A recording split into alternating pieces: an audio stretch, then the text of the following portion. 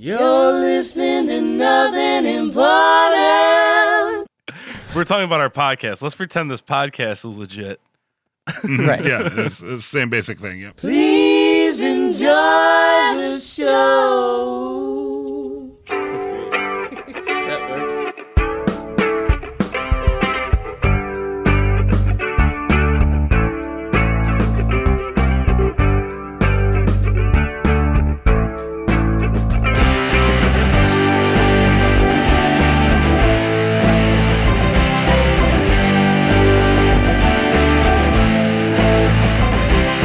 Ladies and gentlemen, this is the Nothing Important Podcast. My name is Bryan, and with me, as always, is the half-off sale at the Dollar Tree, Dave. Dave, how's it going?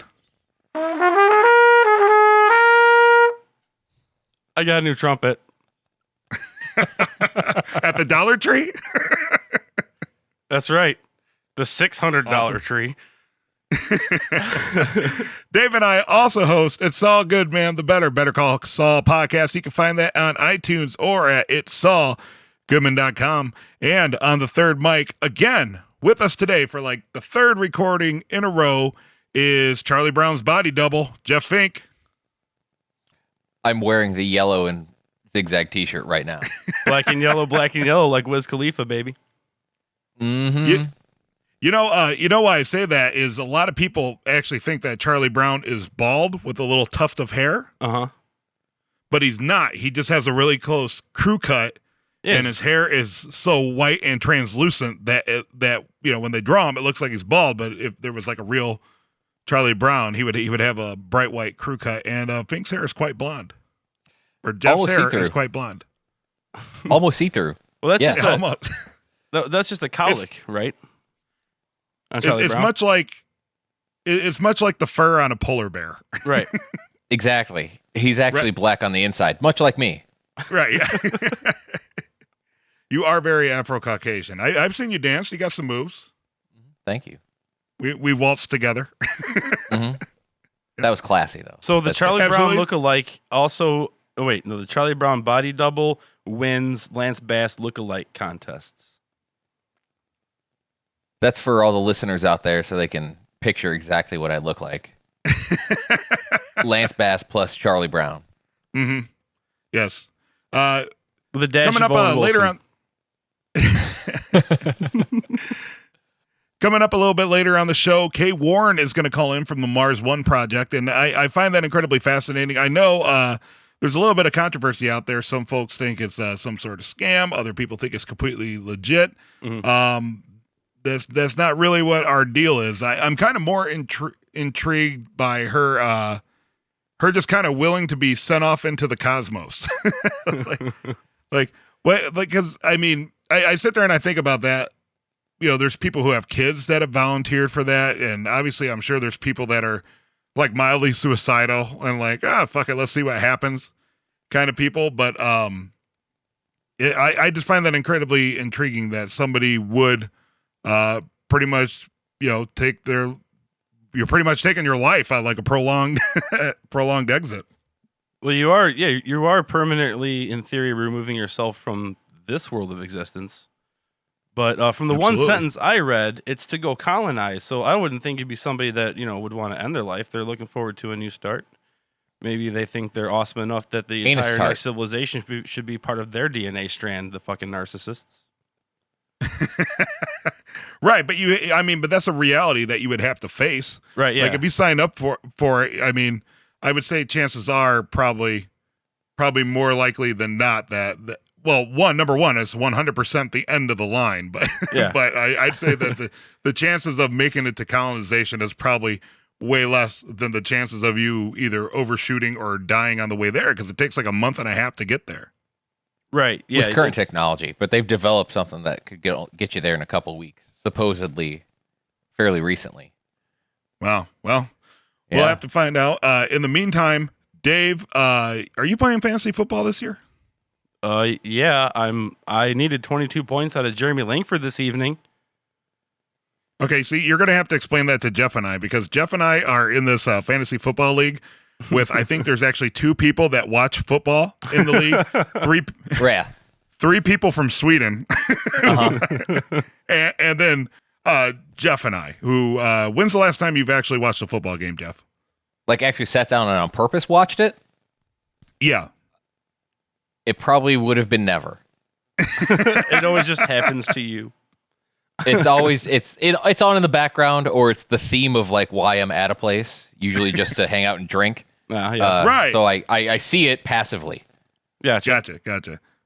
Yeah, I would like to say I have done absolutely nothing, including setting up my fantasy football team. I was I gave naming rights off to whoever would want to draft my people, and that was our friend Tim, who has also been on the podcast, and he named it Bryan's Dandy Football Team or something like that. Yes. Yeah, but I am kicking ass. Really, are you now? Yeah, I think you might be 2-0 this week. That's right. So congratulations. Undefeated. Undefeated. That's right. Have you even opened the app to actually look at it? No, but I did download it yesterday, so that's pretty sweet. It's one step in the right direction. Yeah. Let's see. I'm 2-0, 2-0, 2-0, 1-1, and 1-1. I don't even understand how projected scores or any of that works. Wait, Like, so you're playing 5 leagues, Dave? Something like that, yeah. That's Is just that the ones costing that I you have money? money on. But Well, today I thought it was interesting. I made a comment like, the football's actual games are Thursday through Monday with the Friday, Saturday break for college football and Friday right. or whatever. It's High school football. Friday. actually, yeah, high school football Friday. Sorry. To me, it's like mildly anxiety inducing because you have the one game that starts out and you have like one person that may be playing it. And then you have to wait 2 days, and then like everything happens. Right. But you don't get your final thing until after the Monday game, Right. which only you might have one person in. I just want it to be over. Like unless I have money on it, I just want it to be over. That's part of the joy of it. Like it's weird because you still want to experience things in real time. So people get obsessed with their stat trackers and stuff because you want to be in the moment with it. I'm pretty But yeah, it's just my. I'm pretty thing. much just there to talk shit. Yeah. Well, it's fun. I look at it as a competition, and like, there's a league I've been in for 12 years, and the running thing is that I don't pay my dues until the season's over because I've only had to pay my dues twice. Like, I've won money 10 out of 12 years in this freaking league. I'm pretty good at fantasy football. So you're playing fantasy All right. football on credit? Yeah, pretty much. Well, it's just a joke because Constantly it on got, credit. when we realized that I was cashing every year, I just started telling the guy, look, when I finally lose, I'll pay you. And it's happened twice. Now, I paid up. See, I don't even understand how it works. Okay, so my team is made up of completely random people from the NFL, correct? Yes. Yes. Right? Yeah, because again, I didn't even draft anybody. I guess our friend Tim, who set it up for me, put it on auto draft, so I don't even think he knows who I picked.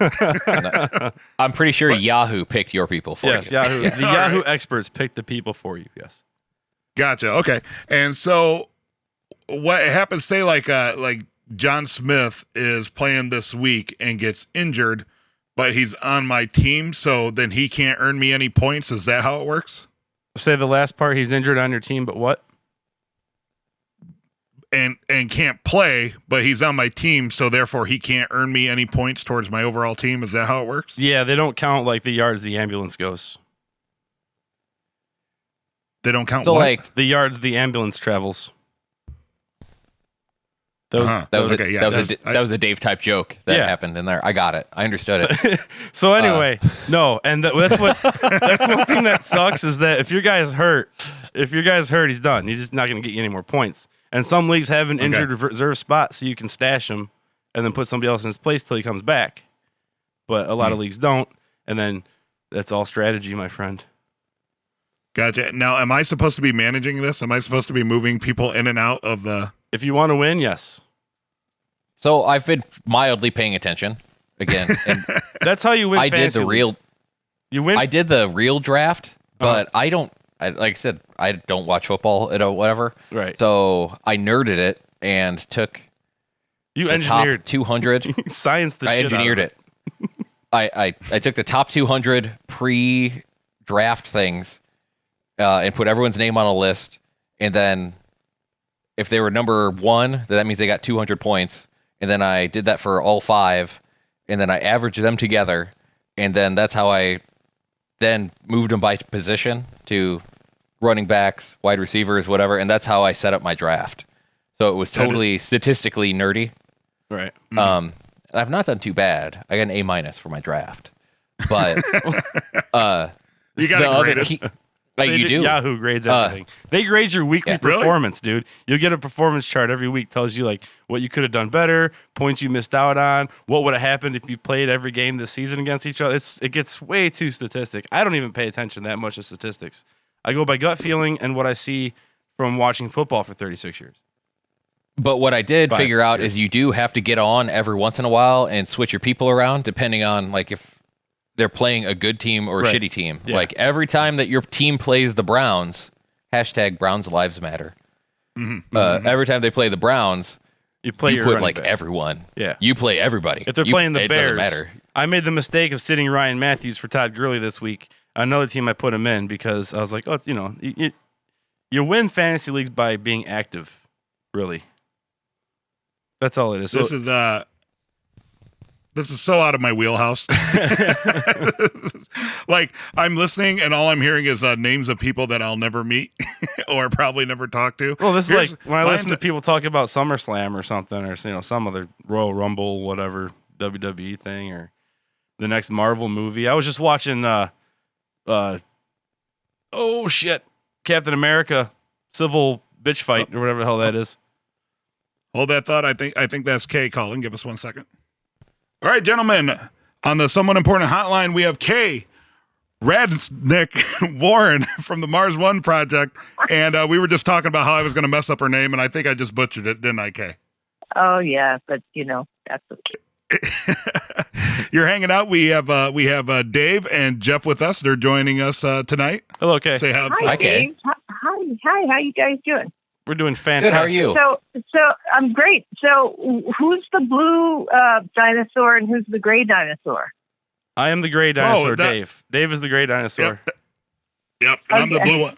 My You're the wife blue one? actually made. Yep, I'm the blue one, Brian. My wife actually made those for us, and Jeff is actually a new partner of our team, so I'm going to have my wife make him a dinosaur costume as well. Oh yeah, you need to enlarge the flock. I'm currently spineless. So, yeah. But He hasn't quite evolved yet. So, Kay, thank you so much for coming on Nothing Important. We're glad to have you. And Mars One, absolutely intriguing. I guess to put it in its most basic description would be you are volunteering to go to Mars one way and never come back. Absolutely. Absolutely. Now, what is it? It's 2026, I believe, is the planned flight. How long have you been in the process of being a candidate for Mars One?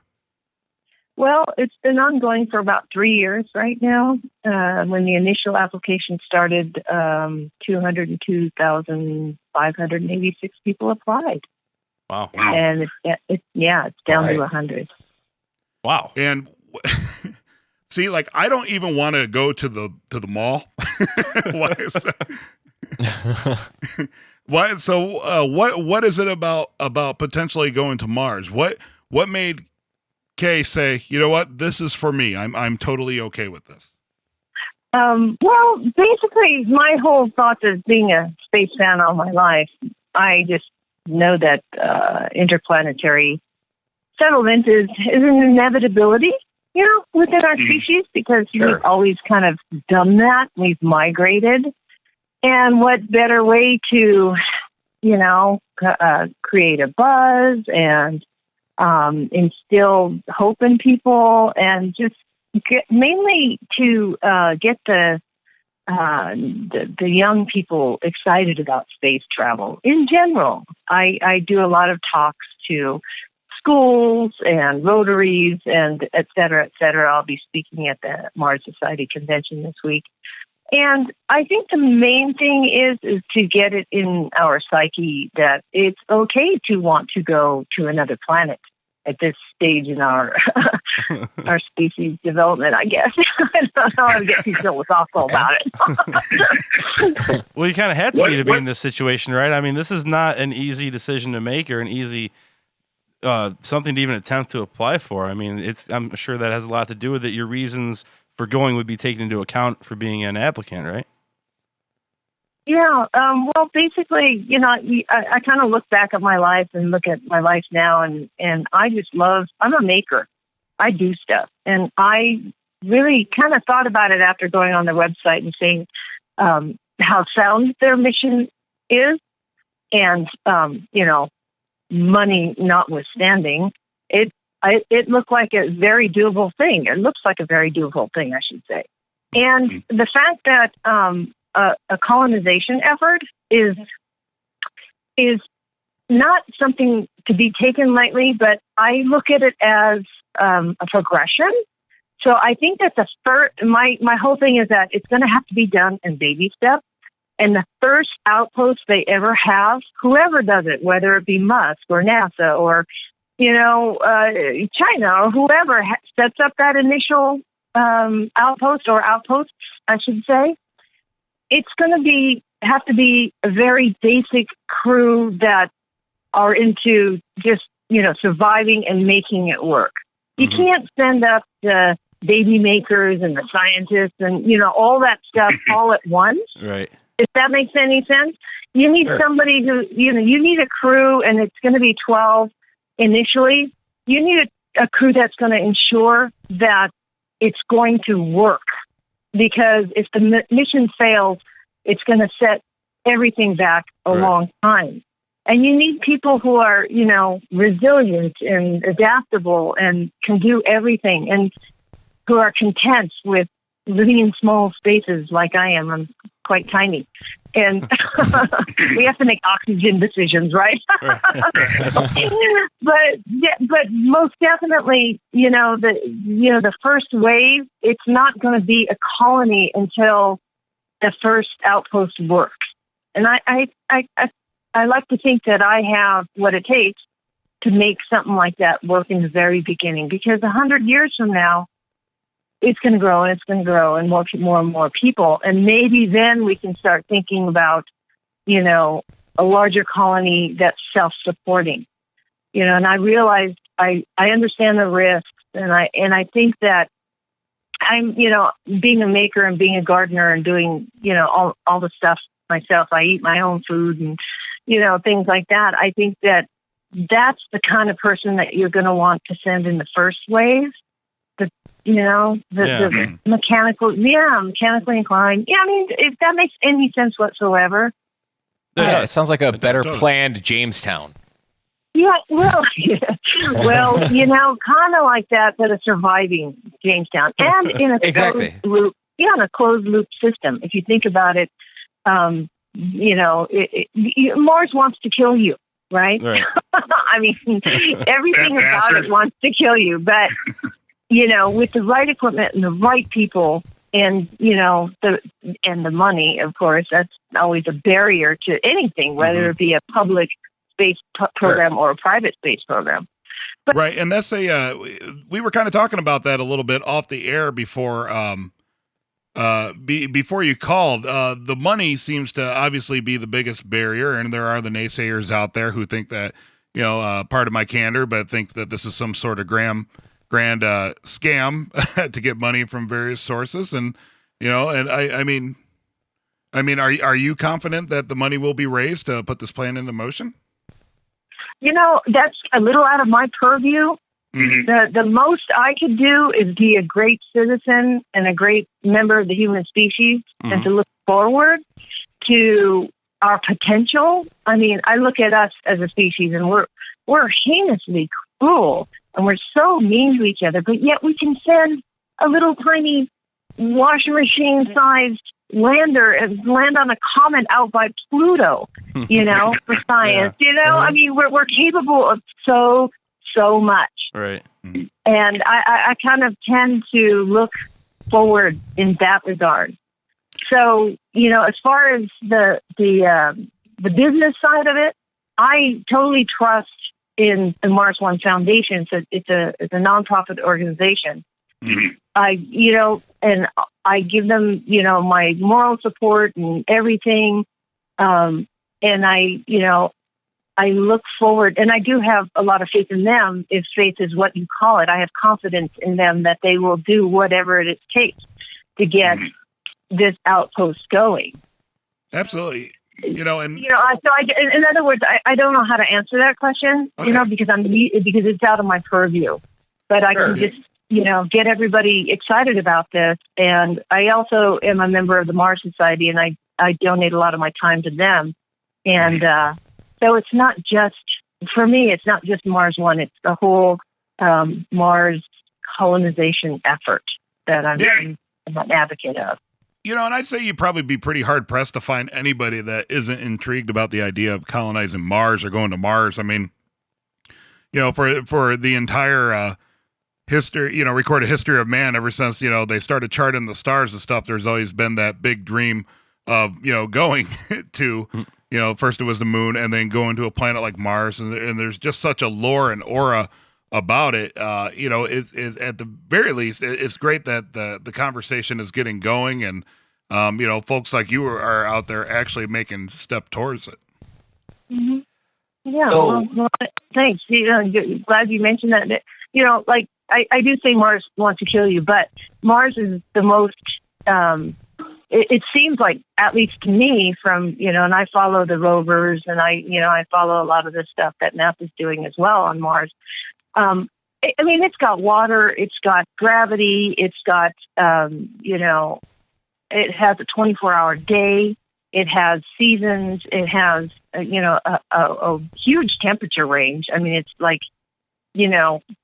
hella cold, but yet, if you're in the northern hemisphere, there are summer days that are, 80 degrees Fahrenheit. I mean, it's not like it's unfeasible. It's not like Venus or Jupiter, right? Right. It's the most It's the most Earth-like planet there, and I really look forward to the science as well, because there's a lot of speculation about prehistoric life on Mars. They're finding meteors on Earth that are from Mars that have maybe some remnant of some bacterial thing, and just the implications of finding any sort of life or past life on Mars has a lot of cosmic implication to our place in the cosmos, in my opinion. Absolutely. You mentioned. What Go ahead, Dave. I'll say, what is your thought about that? Perhaps we colonized Earth from Mars at one point. Human civilization was on Mars and it came to Earth, because that would be fascinating. And then we go back and recolonize it. I'm just going to put that out there. I knew you were going to ask that. It would have been more microbial than anything, and also millions of years ago. But there are those implications, and it makes us more a planetary life. I don't want to say species alone, but just the life on Earth. The implication is we're a lot more connected to our planetary brothers and sisters than we ever thought. And I think that in and of itself, I mean, if all we get is boots on the ground to do that sort of science, I would be more than, happy to live my life out, helping doing that. And I'm doing that on a daily basis, and, educating people and getting people psyched for it. And I make a lot of people laugh, and I make a lot of people roll their eyes, but hey, what are you going to do? We know Where are all they at as about far- making people roll their eyes. So Pardon? I'm sorry. Where they at as far as determining the actual first wave of people? You're in the last 100 or so candidates. What are they looking to boil it down to for the first round? Well, sometime next year or the year after, again, it's a financial base. It's a private company. So again, I have all the patience in the world, which is one, aspect of what they're looking for in a colonist. Right, yeah, that makes sense. A lot of Yes. patience. But basically, they're going to go from 100 down to 24 in a series of group team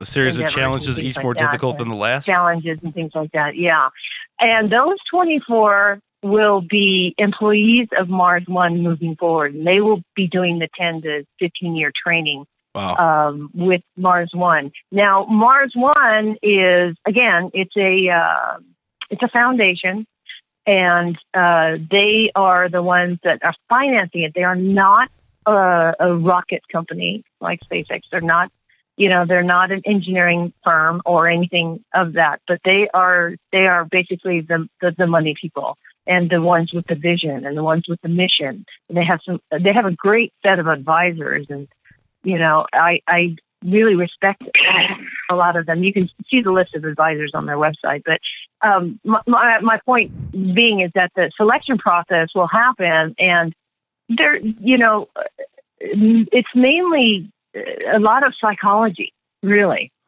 because you can train anybody to rocket or pilot a rocket or pull a tooth or repair a circuit board, but you can't teach compassion or teamwork or taking one for the team. That it's really highly important to collect, I should say, people who are really forward thinking and looking forward to this tiny, tiny, small step in a series of larger and larger steps. So their selection process is going to be pretty thorough. Sure. Yeah. Well, out of nearly 250,000 candidates, as you mentioned earlier, what do you think makes you stick out to be at least in the bottom 100 or the top 100, I guess to say?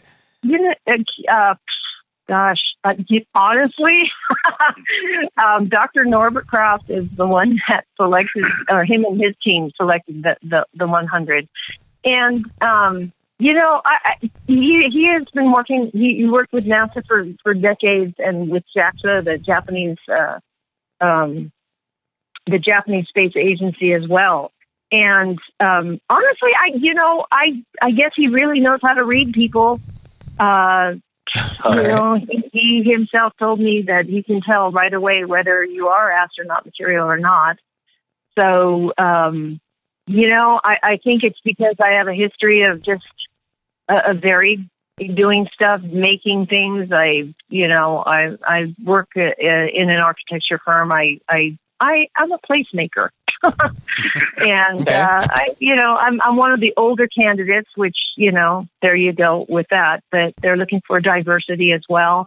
And the 24 that they do select to go through training are 12 females and 12 males. So there's a balance there. And I've met probably about half of the 50, and every single one of them are awesome, awesome people. And I look forward to, living my life with any of them. I mean, because they're the most giving, most, team-oriented people I've ever met. I guess Dr. Kraft did a great job selecting people. I mean, yeah, but what makes me, I just be me. I guess that's the main thing. When he interviewed me, when he interviewed me on the video, I just resolved just to be myself, and I guess he could see that. Which I'm sure that's what they wanted anyway, because you're going to find out eventually. Exactly. Yeah.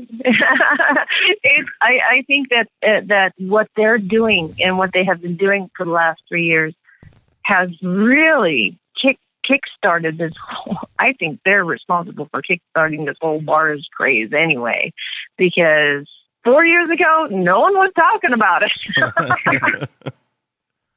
Well, Kay, I think I speak for all of us where we wish you the absolute best of luck. We hope that when it does happen, that you're one of the people flying out there. Nope, can you hear me? I think some of us are He still cuts here. out sometimes. Start the close out again. Yeah. His phone is terrible. Cut it out, cutting out. Restart the fake ending. All right. So anyway, You're very welcome. And feel free to message me or anything if you have any other questions. I'm more than happy to chat with any one of you guys. Awesome. Absolutely. You have my email address now.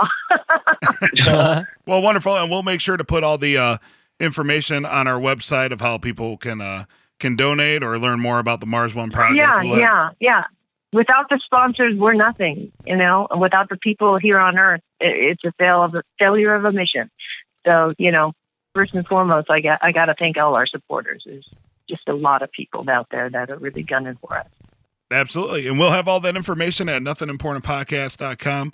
Kay Radzik Warren from Mars One candidate. Did I get it? I got it. All right. Yay! All right, Kay, thank you so much for calling into Nothing Important. You're very welcome, and thank you for inviting me to talk to you, Brian, Jeff, and Dave. Take care, Thanks, you guys. Kay. Thank you, Kay. Have a good one. Okay, bye-bye. All right, gentlemen, that was Kay Radzik Warren from Mars One. Man, very cheerful lady. Yeah, that was pretty cool. Yeah, she's really looking forward to the opportunity that she possibly has. Yes. Well, I think we talked a little bit about that before. I mean, you kind of have to have that attitude. It's a long trip, and you're not coming back, so. Right. Right, you better be all in, or I mean, you're gonna get there and be like, "Well, this kind of sucks." Yeah, Shit. absolutely. And it's like it's kind of hard to fathom how insane of a trip that would be. Earlier in the week, I went to Chicago's Adler Planetarium. It was free for all Illinois residents. So me and the wife, we played hooky. Me playing hooky from not having a job, and my wife playing hooky from keeping the family afloat. And we went to As it should be. yeah, right. And we went to Adler Planetarium, and they have a capsule. They have the capsule from Apollo 13 on display there. Oh, the one that slung around the moon? And yeah, yeah, absolutely. And it's amazing because that's when you realize how small it is. I have a Jeep Wrangler, and this thing couldn't be bigger than the Jeep Wrangler that they were just kind of floating in space in. Three guys in a Jeep Wrangler flying through space. It's absolutely insane, And then It sounds like our room at the fraternity house. with a lot less half-eaten food laying all over the place. I'll take care of it. Don't worry about it. Well, that's good. I'm glad that call went well. Totally interesting person. And again, we'll have all the information for the Mars One project up on nothingimportantpodcast.com. Make sure to check it out, and make sure to check out Kay Warren. We'll have her Facebook links and all that good stuff. So, guys, I mentioned, as you guys know, and I think I mentioned a couple times on the podcast, I don't have a job. I quit my last job just because, as much as I like my last profession, it's hard when your family owns a business and then you also have two kids. And when you're working in the industry I was, where you're basically on call 24/7 like a doctor, but without the pay, it can kind of grind on you a little bit. Like I'm totally not the dad that's willing to miss taking my daughter to school or any of that crazy stuff. Sure, all right. And so I've been doing a lot of pretty much what my day consists of, because we have a live-in nanny, and what my day consists of is she starts at 9:00 and I leave the house till about 6:00 at night. I'll camp out at like a Starbucks, and I'll just sit there and hammer away and like research and do resumes and apply for things that like actually interest me and would give me like a better quality of life with my family than my last job. Yeah. I have gone on several interviews, and I haven't committed or taken anything yet because, like I said, like at this point in my life, I'm older. I'm looking for the right opportunity, and we're lucky enough that we can do that. Right. But looking Sure. for the right opportunity. There was like a Friday where I had 3 job interviews in one day, which is the most taxing thing I've ever done in my life. I literally left at 9 a.m. and went to 3 interviews in one day for 3 vastly different positions. And I caught myself like forgetting which one I was at and started to interweave answers for like other industries. Oh, nice. In the thing. But one of the things I noticed is, and I never really noticed it before, but maybe because I wasn't looking for jobs as hard as I am now, this bullshit question that everybody asks, where it's, why do you want to work for our company? And every time somebody asks I me hate that. that's the biggest, because the answer really is because you're the motherfuckers with the paycheck. Yes, exactly. Like, Well, I interviewed wait a for minute, though. Wait a minute. Let me back something up here. You just said you're looking for the right fit. So they're asking, Right. why do you want to work for a company? That's not your answer. Your answer is that you genuinely like that opportunity, and it's an opportunity that interests you. You're not the guy just looking for a paycheck, because they're going to talk to guys that are just looking for a paycheck. Right, but I'm looking for the position. Right. Right, you know what I mean? Like, I'm looking for the position and the hours and the quality of life. Those, like, the Well, but company I think really, in all honesty, that question weeds out the people that aren't you. You know what I mean? Fair 'Cause enough. Yeah, but- you're interested in the position. You're not just like, this place is hiring and cashes paychecks or writes paychecks. You know what I mean? but right. But then, as I talk to other people, I know people who are also looking for a job, or like say a second job, right? And I just talk with them, and I'm like, I'm looking for a job. They're like, yeah, like just for extra money because I want to buy a fucking boat or something. I figured I get a job as a waiter at TGI Fridays, right? Right. Sure. And I'm like, yeah, they always ask the question, like, why do you want to work for this company? And it's like, it's not like it's not like I ever wanted to work for Dondu Industries because I Owned love by Dondu Jim. Industries. I would want to work for Dondu Industries because they have a position open that I'm interested in, and they are At going the to pay me. Tangiers, probably. Right. Right, yeah, like the Tangiers. Like if I was going to work at the Tangiers Casino in Las Vegas, But these people I talk to, they're asking that question for people that are like servers, like waiters. Yeah, that's retarded. That's stupid. Yeah. Why do you want to work for this company? Because I just want to make extra money. Like nobody's like, I really want to sling like unfrozen food that you like heated up in an industrial microwave to some asshole who's not going to tip. Like that's nobody's Right. answer. I really to that. like wearing like nearly fake lederhosen because they have to have the pieces of flare on the suspenders. That's I've been really looking for that as an opportunity. Right, this to bright express myself. pastel polo shirt that I have to everywhere. I figured my Yes. chances in my normal clothes of getting my ass kicked just aren't high enough. So I figured this Hawaiian themed polo shirt would probably make me an even bigger target on the Chicago L train. So I'm really into diabetes and helping people achieve their diabetic goals and really getting there to lose those feet that they don't really need because they're already in a wheelchair. Because Right, they don't and want what- to walk anywhere. Not because they need it, but because they don't want to walk anywhere. Right, and why are they even using feet to begin with? It's about time that America we changed over to the metric system, and people Exactly. So they should be walking on their meters. right. All right. I've told a lot of bad fucking jokes. That was a goddamn classic. That Exactly. Also another thing is, who do you guys have an iPhone? Dave, you have an iPhone. I right? have an iPhone. Fink, you have an iPhone? I have a Galaxy S7 Active exclusive to AT&T. Ew. Yeah. Something on the phone that I just like found out on the iPhone like in the past like three weeks, because it's amazing how stupid I am when it comes to an iPhone. Like Not it'll take me really. 10 minutes to take like a selfie. Huh? I said not What'd really. you say? Not really. Okay, well Well, iPhone can be intuitive to the point that it's too intuitive and like it makes you do shit you don't want to do. But it's doing it for right, like you. my 18-month-old daughter knows how to like set up FaceTime and call my mother on FaceTime. But for me to navigate just to get to like the Yelp app, even though I see like the icon on this, like Yelp still befuddles me on the app. I'm like, all I want to do is search for, some pizza place around me. I don't know why I have like 10 options. Like, why can't it just?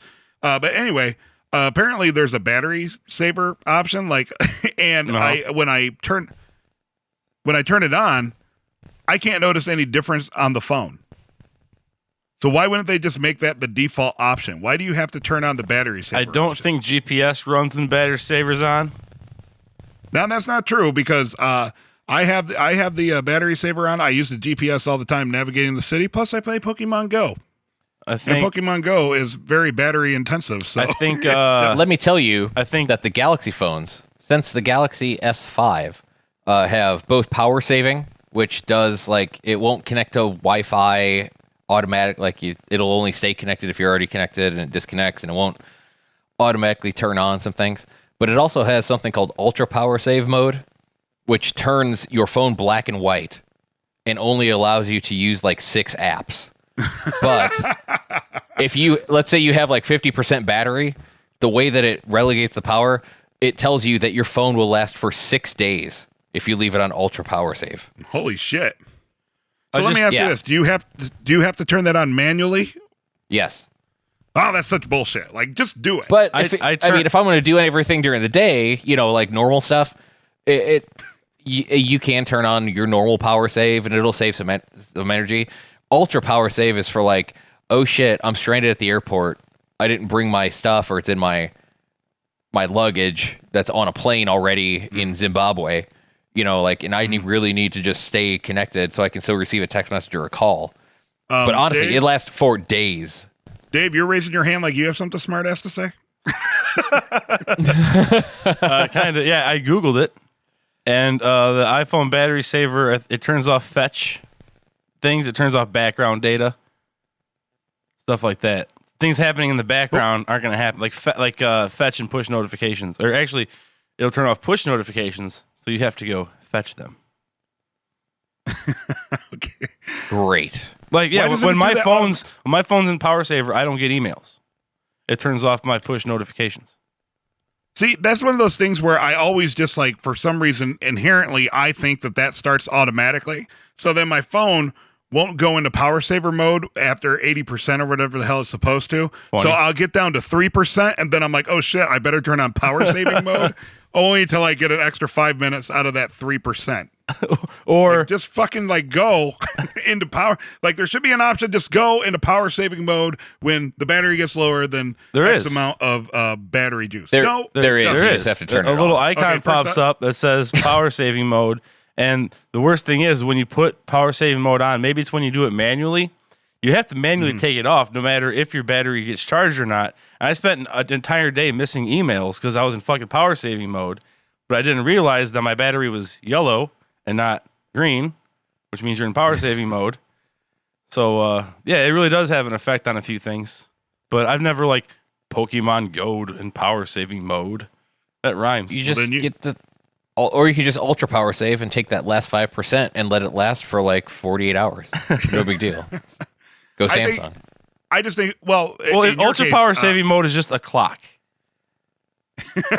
Yeah, it's a clock that can receive phone calls, yes, and text messages. Yeah. But that first phone call, like as soon as it activates the ringer, kills the phone because you only have 3% battery left. No, it's safe. It sounds like a MIDI the whole time. Oh, seriously? Like it actually like takes down the quality of the phone to like to save battery? It'll no, I'll be honest, I don't know. Oh, you're talking about the I never ringer receive phone MIDI. calls when I'm in power save. I'm not gonna You lie. should have kept going with that. Yeah, but Yeah, it takes the bit rate down to only 29 kilobits per second, so it sounds really grainy, but you can talk for longer. everyone sounds like this. That kind of thing. Everyone turns into a robot voice. as it should be. Okay. October 8th, we're having a party at our house because remember I talked about how they were filming the TV show in our front yard? Uh-huh. Yeah. They had one light on the corner of our sidewalk and paid us $500 for a half hour. Yeah. Shit. So we took that money. We bought really nice cafe lights for the patio. So we bought another light. We used the light money to buy lights. Exactly.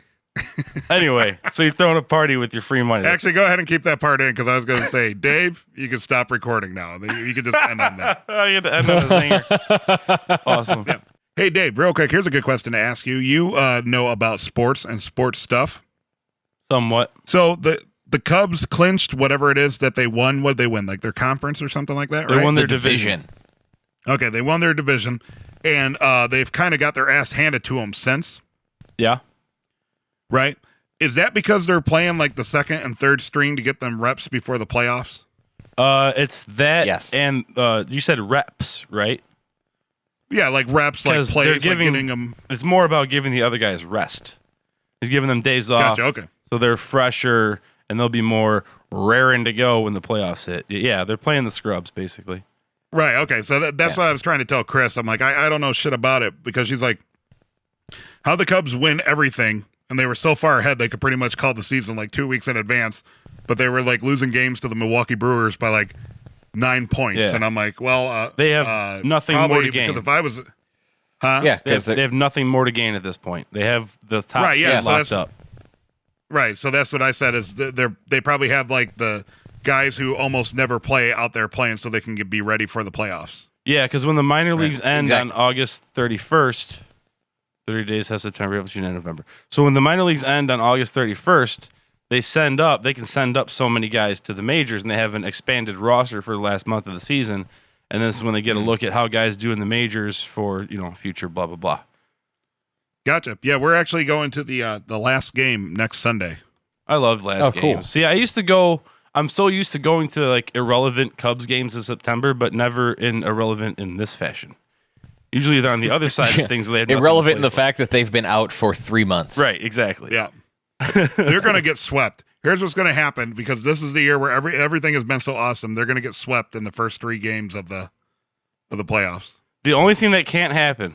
This is the one scenario that will genuinely upset me because as much as I'm a fan, I don't let sports rule my life. Like I'm not watching the Bears right now. I'm podcasting instead. But if they get swept in the World Series, not only will that suck, I'm playing a Halloween show that night, and it'll be my so it'll ruin debut. your show. It'll be my debut on the trumpet with a band. So if they get swept out of the World Series, well, it's like a great night, and then that would really put a damper on things. But Well, that just means everything will blow. And there's a good ending also. So I already did the debut. You can stop recording now. Feel free to throw those whatever. Use your discretion.